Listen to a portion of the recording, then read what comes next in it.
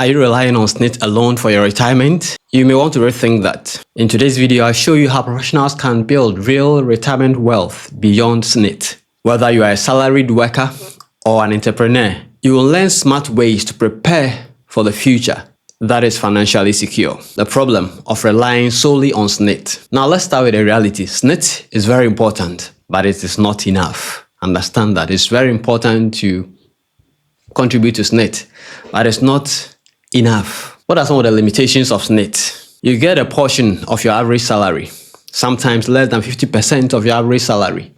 See, if your net is 5,000 and you are going to retire on SSNIT, it's possible you may get around 2,500 or less. And if you cannot even live comfortably with the 5,000, how are you going to survive with half or less of it? SSNIT payments normally starts at 60. Or if your early retirement comes in, then at 55 years. So SSNIT may not be enough for a rising lifestyle needs or inflation. So like I said, if you earn 5,000, SSNIT may give you 2,000 or 2,500. Will that be enough for your lifestyle needs? And when you are visiting a hospital at your old age, will you have enough money to cater for those needs? And that's why we are talking about this at this point in time. Since you have not retired yet, think about that.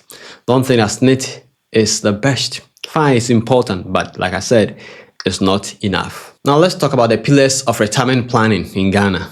So in Ghana, we have the three-tier system. That's the three-tier pension system. And of course, can take advantage of all three. Now let's start from tier one. The tier one is managed by government and you have little control. Government is in charge. Government do the deduction and they send it to SSNIT for their investment. You have no control over that. Tier 2 is mandatory occupational pension, and that's 5% of a salary managed by private trustees. And that one you can't access it, but it's better managed because it's private management. You see, government have a lot of challenges, issues, problems, but when it's privately managed, of course, you are sure that it can be better than government. You can't have access to this until retirement, but it's better managed because it's privately done.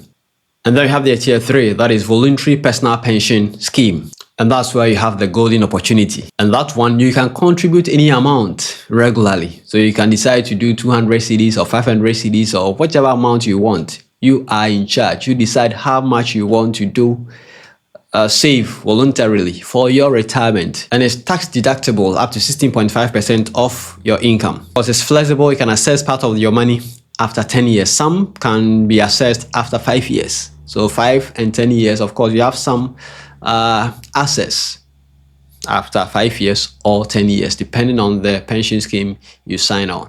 Now, if you are serious about retirement, the tier 3 is where the magic is, because that's where you have control. You can put any money in there, because for the tier 1 and tier 2, of course, you said that tier 1 is government managed and it's not good.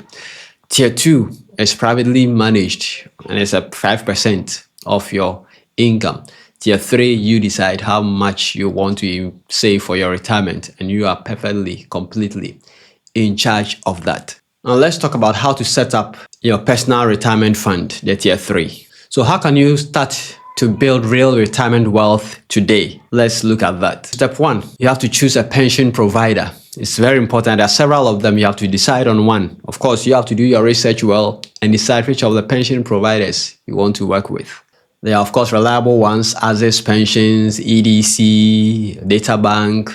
There are many, but do your own research. Don't listen to me and then just jump in. Do your own research and decide which of them you want to invest for your retirement. Normally, you have to look at their fees and their withdrawal terms. It's very important. You don't just go and put your money there and then they tell you you need about 2 weeks for you to get your money back. Look at the withdrawal terms and then look at their charges too before you start putting your money in there. The next thing is to register and set your contribution.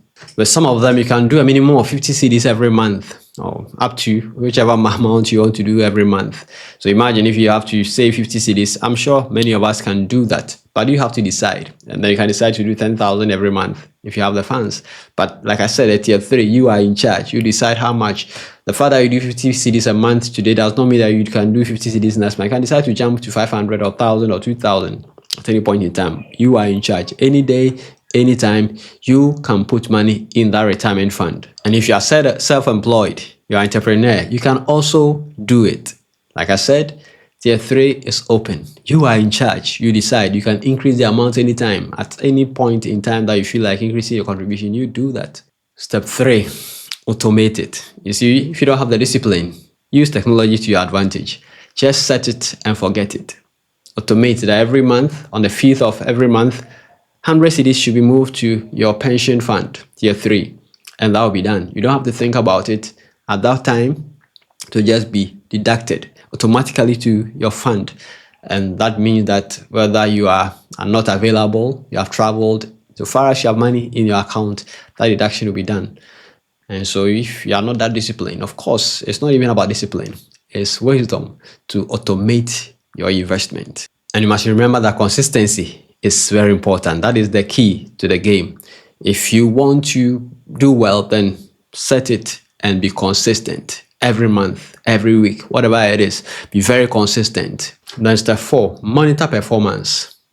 Monitor how it's performing. So most of these companies send quarterly balances. So check them, take time and read them and know how your retirement fund is performing. Now there are other investment options to boost your retirement. So you have the mutual funds. Yes, of course, mutual funds are key. You have real estate. You have the ETFs. You have the stocks.